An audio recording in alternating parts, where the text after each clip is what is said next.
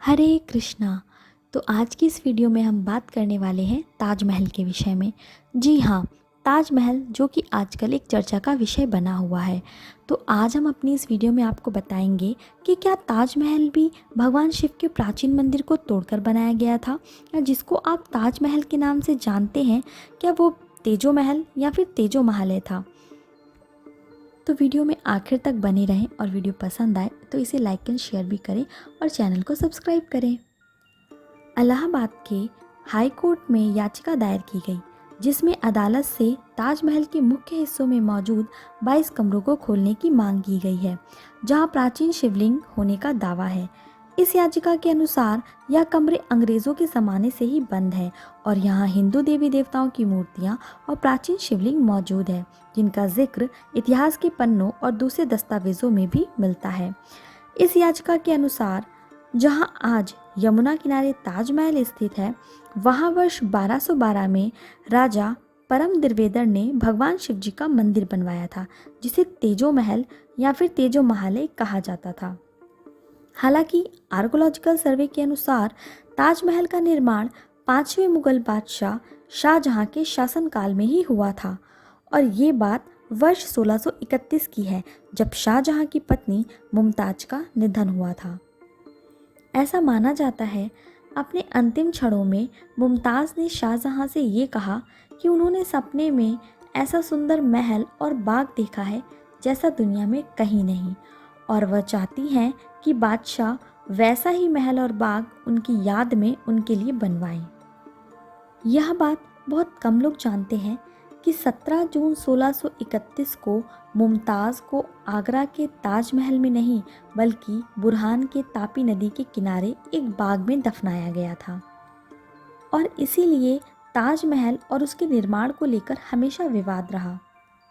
कुछ इतिहासकार ऐसा भी मानते हैं कि जहां यमुना किनारे आज ताजमहल स्थित है, वहां एक वैदिक मंदिर हुआ करता था, जिसका निर्माण 13वीं शताब्दी में हो गया था। अमेरिका के एक मशहूर इतिहासकार हैं जिनका नाम है स्टीफन नैप। उन्होंने खुद अपने लेखों में इस बात का जिक्र किया है। इसके अलावा इस बात के भी साक्ष्य मौजूद हैं कि जिस जगह पर अभी ताजमहल है, वहाँ पर राजा मान सिंह का महल हुआ करता था, और शाहजहां ने राजा मान सिंह के पोते राजा जय सिंह से उसे खरीद लिया था। और इस बात का जिक्र बादशाह नामक पुस्तक में किया गया है। बादशाह नामा वही पुस्तक है जिसे मुगलों के दरबारी इतिहासकार अब्दुल हमीद लाहौरी ने लिखा।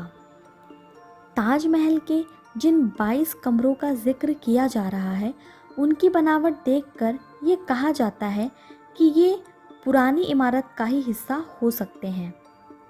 ताजमहल का निर्माण 1653 में पूरा हुआ था, जबकि औरंगज़ेब ने 1652 में अपने पिता शाहजहां को एक खत लिखा था, जिसमें वो बता रहे थे कि ताजमहल की दीवारों में कई जगह दरारें आ गई हैं। अगर इसकी मरम्मत नहीं कराई गई तो ये गिर भी सकता है। इससे यह प्रश्न उठता है कि यदि ताजमहल 1653 में बनकर पूरा हुआ, तो औरंगज़ेब 1652 यानी एक साल पहले ही इसके जर्जर होने की बात क्यों कह रहे हैं।